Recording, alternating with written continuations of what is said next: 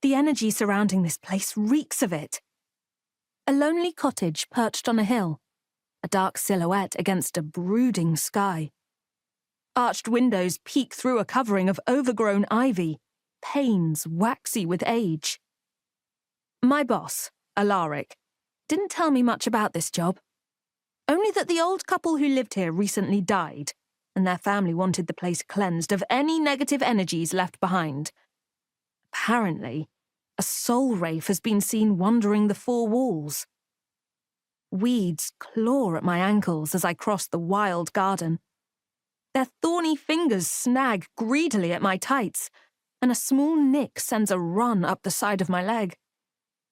I curse under my breath. That's another pair ruined.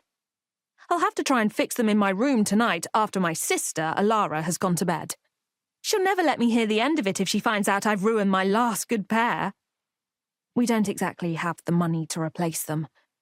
Recently, we haven't even had enough money for the heating. The air around the cottage is thick. It's like trying to breathe through a mouthful of dust, suffocating with the bitter taste of neglect. Half-empty milk bottles litter the porch, filled with murky rainwater and crusted with grime. I retch as the smell of sour milk fills my nostrils. Quickly push open the front door and step inside. The floorboards groan, dust particles pirouetting through the air. My rucksack lands on the floor with a thud, and I rifle through it for a bundle of sage and a box of matches. Once lit, the sage crackles softly. Little orange embers eat away at the dry leaves until plumes of white smoke curl through the air.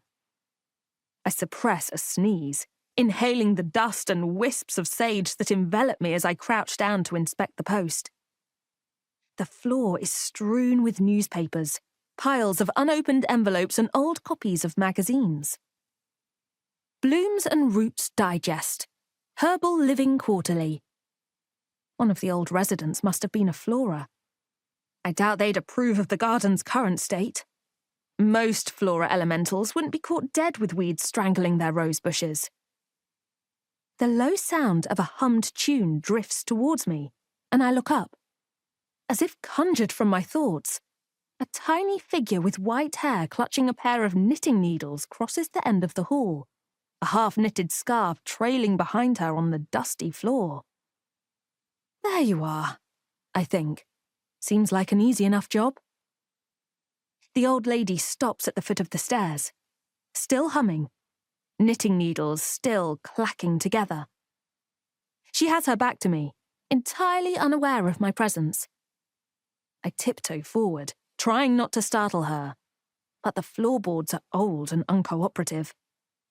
The wood lets out a splintered whine,